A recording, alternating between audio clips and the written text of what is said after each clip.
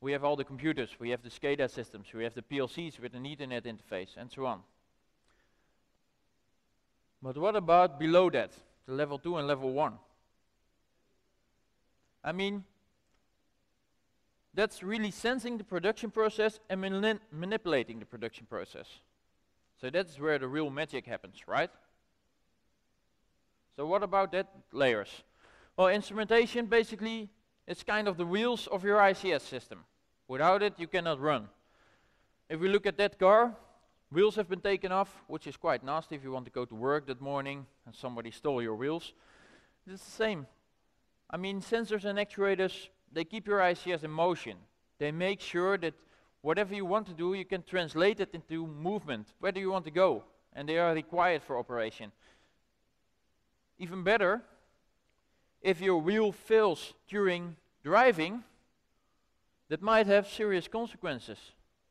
They are not only required for operation, but they are also critical for correct operation. And issues with your instrumentation level, your wheels, can have serious consequences. And if you look at these devices, just some random device picked off the internet, well, which of those could have a cybersecurity issue in it? We see a lot of protocols that are currently capable of handling information from real sensors and real actuators. And we see those devices used for like flow control. We see those devices used for pressure readings, for temperature, for motor control. Actually, this one, for example, flow meter, has an Ethernet IP interface and also hosts a web server. So that's funny. And you can go to your flow meter, configure it to a web interface. It's all nice. But what type of risk does it bring? I don't know. What type of management does it bring? I do know. If we look at flow, pressure, temperature controllers, how many of you do have more than 500 of those on your site? More than 500 of temperature sensors, actuators, sensors? I guess all of you. How are you going to do patch management if a vulnerability exists in the firmware in those devices? Do you have a plan? Will your plant need to be shut down? And how are you going to divide that into the zones and conduits that we talked earlier on? Are you going to have a specific zone for all your devices, or only a zone for your flow meters, or a zone per instrumentation group that is driving your process? There are going to be some interesting challenges. I mean, we talked about our home network with the refrigerator. Well, the refrigerator got hacked. Probably your printer, which is, by the way, a very commonly used access point for hackers these days. If your network got scanned and you looked at your log files and you see, my printer is scanning my network. Yes, your printer is scanning your network. Well, actually not your printer, but someone who's controlling your printer. Because even printer firmware updates are not quite common in industrial environments and also in IT environments. So, and we have the traditional layer of defense in depth, traditional between quotes, but it says you have to do a lot of different measures to make sure you should have a segmentation architecture.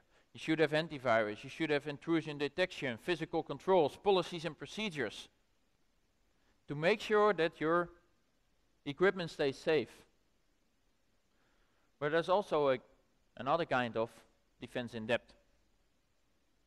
And that another between quotes. Why? Well, let's make sure that also in a literal sense, as viewed by these levels, you're going to create your defenses more down. You're also going to make sure that you're also going to look at how to defend your industrial site on your instrumentation level. That you make sure that the plans that you're going to create also incorporate how am I going to handle the patch update for all my smart metering. Because the Internet of Things has also another name, Internet of Things, Industrial Internet of Things. And everybody's talking about it, and there will be a lot more sensors actuators, all equipped with Ethernet interfaces. Why? Because it's better for our communication, or the cable just fits, or it's just fancy to have, or it has a good business purpose. Whatever the reason, in the future we will see. And last I had a customer, and they also had separate group for automation and a separate group for instrumentation. And actually what happened, that the instrumentation guys put on some new valves in a gas pipeline, and they inserted them, installed them, and everything was working perfectly fine. And it just chose the valve based on the valve characteristics, just like they normally choose any other instrument. And now I walked in and I did a security assessment, and what I saw were some Bluetooth connections just waiting to be connected. You could press discover and then connect, and then have a default pin code. And those were actually those valves. Why was Bluetooth on there? Well, it was just on the valve. They didn't bought it for the Bluetooth, but it was just there. So without them even knowing, they introduced a weakness at the instrumentation level. Because if a valve is there, Bluetooth, and you can configure the open and close behavior of the valve, wow, that can leave you some problems. Let alone if you're able to, well, connect to it in any other way and do some really nasty stuff by manipulating it and taking control of a valve. So new challenges arise. In technology, how are you going to do your network segmentation? And in the ISA99 trainings I'm giving, or IEC 62443, but it's just such a long name to say, so ISA99 is quite a bit shorter. But I always talk about the differences between IT and OT, and one of the main differences is the view of the security architecture. If you ask IT, well, we have a central server and 3 laptops, what should fail? Well, a laptop. That's the one that can fail. The edge device is expendable. If on the other hand you look at the ICS infrastructure and you have an historian server and 3 critical controllers, and you ask an ICS person what can fail, they say, well, rather the historian than one of our process controllers. So the edge device is the critical device there. That means that from a centralized, it gets to a decentralized point. Imagine that later on you get a plant full of smart instruments, the industrial Internet of Things. For some instruments they will not be as critical as others, but some instruments will really be critical and can really cause some harm. So, and that means that your decentralization of your security focus is even further continuing, because how are you going to do defense for your valves? How are you going to defend them? Are you going to place a firewall for each of them? That's going to be a costly operation. Not even talking about the management of that. Because then you still have to update the firmware and the control and the software of your firewall itself. So, a large number of sites currently do not have a lot of IP-based instrumentation already there. We are moving towards the industrial Internet of Things. We are moving towards more integrated and more IP integrated instrumentation level. So please be aware if you create your designs. Think about how am I going to do incident management, for example. I just picked out a few. They are not the only challenges you have, but how are you going to do incident management? Police is coming at your door and says, well, I see you sent some spam from your IP, and you look at your logs and your valve is sending spam. Just like the refrigerator did. How are you going to handle it? Are you going to shut down your plant and inspect each valve? Is it even possible? Shouldn't that be a thought when you buy a valve, also on the instrumentation level, that you think upon cybersecurity also on the instrumentation level and get some specifics and requirements on what do I expect, what should it be capable of, how should it be performing firmware upgrades, should it be central or decentral, should I go to each valve manually to change it, or can I do it centrally? Those requirements will be important if you want to have a well-managed cybersecurity in the future also. And responsibility, as I said, who will be responsible? Because a lot of instrumentation teams these days, they work with wrenches and real metal things and just put a valve in. But if you ask them what's the subnet of the valve and the IP address, and what firewall rules do you need to communicate with it, they probably say, come again? Because they often don't have the knowledge. So where we did a lot of training already and awareness and knowledge transfer to automation engineers, we also should do that to the instrumentation level. And that's very important. Educate and train your people. So, and using the ISA99 or IEC 62443 to protect the hidden layers, well actually, first of all, your security pillars should also be in order, otherwise you're going to throw out of control, or you just stop moving. Also for the instrumentation part.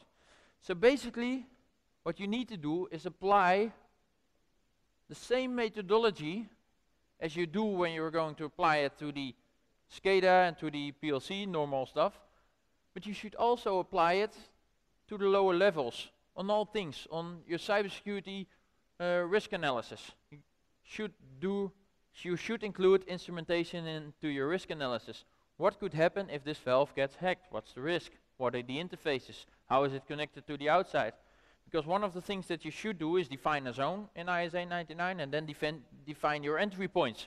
Well, your entry point has just become Bluetooth for your instrumentation zone. Your entry point has become a wireless connection, has become an Ethernet connection, has become a normal wired hard connection or an RS485, whatever.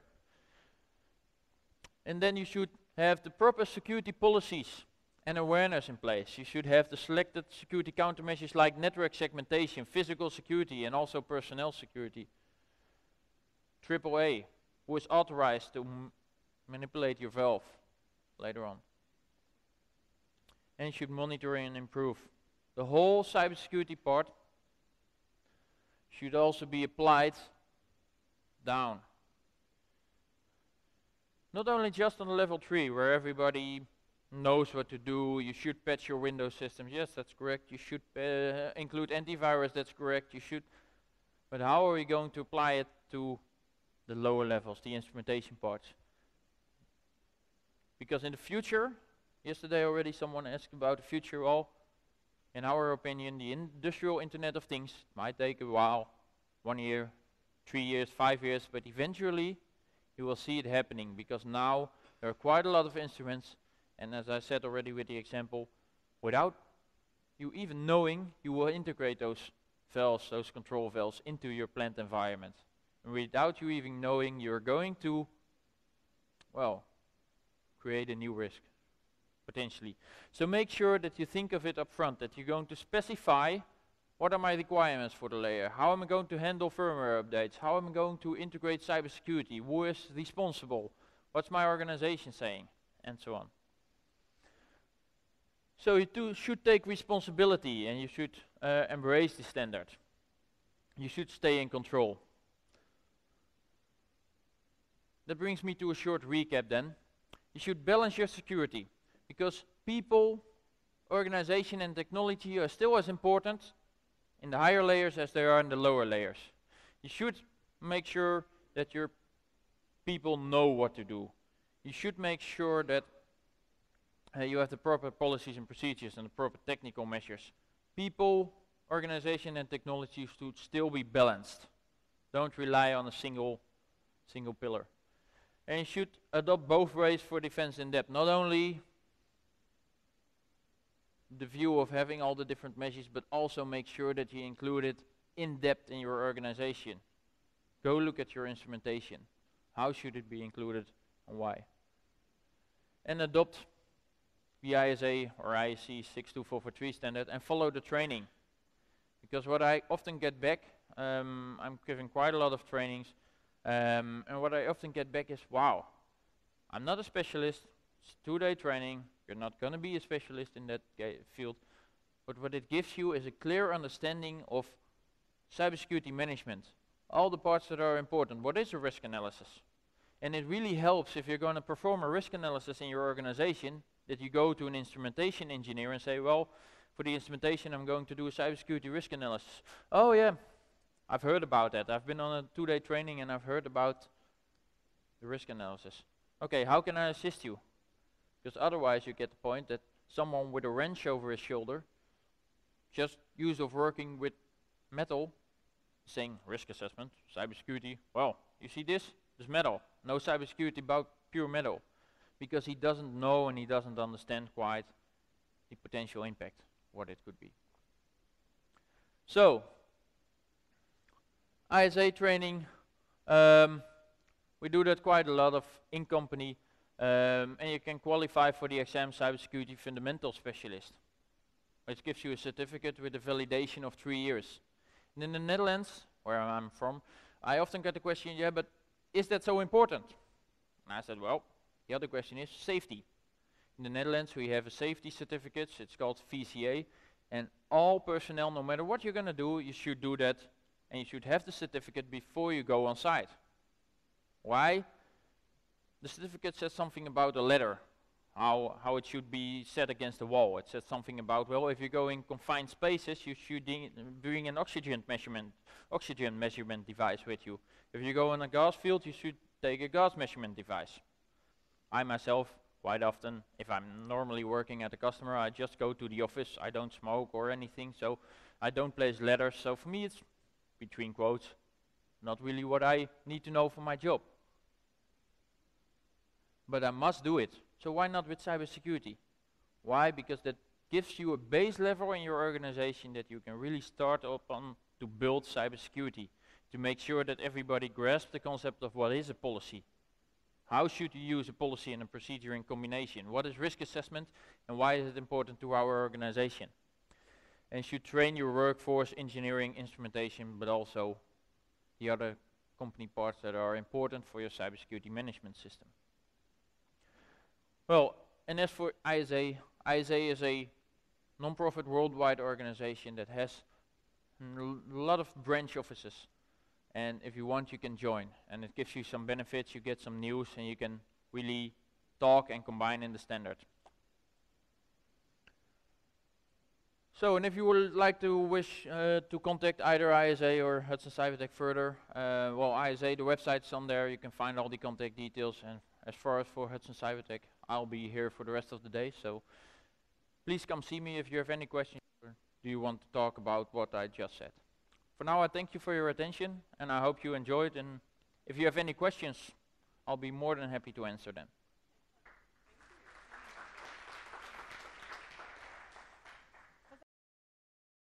Does anybody have any questions? Yes, we do. One on the right here. Can we get a microphone?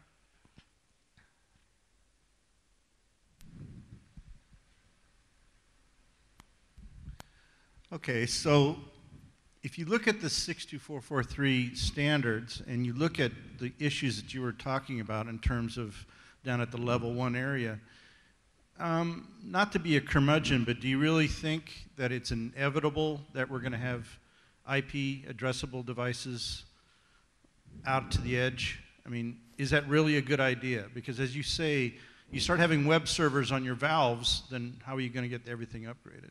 Yeah. So Thank you. Excellent question. The answer to that, the only thing I can say is depends on your business need. Actually, last year on the KeyX conference, there was someone asking questions about how to secure your wireless network for your sensor because he wanted to place a sensor outside on the building. And finally, there was on a discussion panel, and the final remark I make, well, it's depending on your business need. Because if you just need to connect, why not take a normal cable and go to it and connect the device straight on? Then you don't have to worry about your cybersecurity issues. And that's the thing. Think about, why am I using a certain device? Given the example of our customer, they didn't have any need for Bluetooth. It was just there on the valve. And when it's there, well, it was configured in by default insecure configuration. They could also have it disabled. But what's important is that you should know what your business need is. And if someone says, well, I want to have an IP-based sensor because then we can communicate easily. Yeah, you can also just use normal plain Profibus cable connected to the sensor and also be connected. So it's about your business need. I think that's the answer to the question. Good answer. Okay, now Arjan's definitely going to be available throughout the lunch break, which is just after our next speaker. So again, I stress to you, if you've got any questions, please don't hesitate to speak to any of our speakers. Big hand of applause once again to Arjan. Thank you so much for the valuable content. You're welcome. Amazing job. Thank you.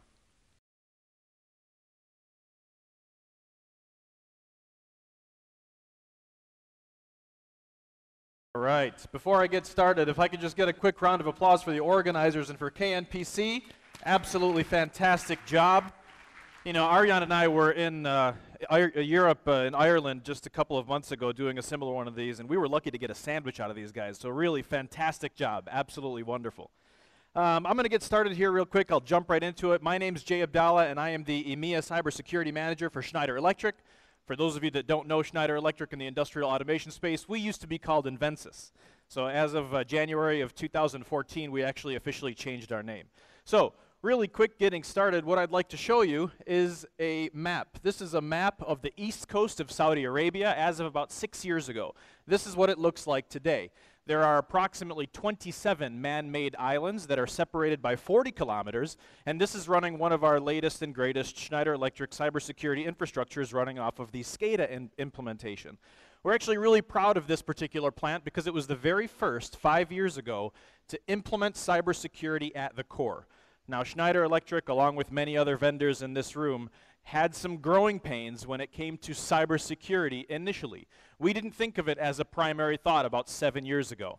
But as of about 4 years ago, we started implementing what we have borrowed from Microsoft called the Security Development Lifecycle.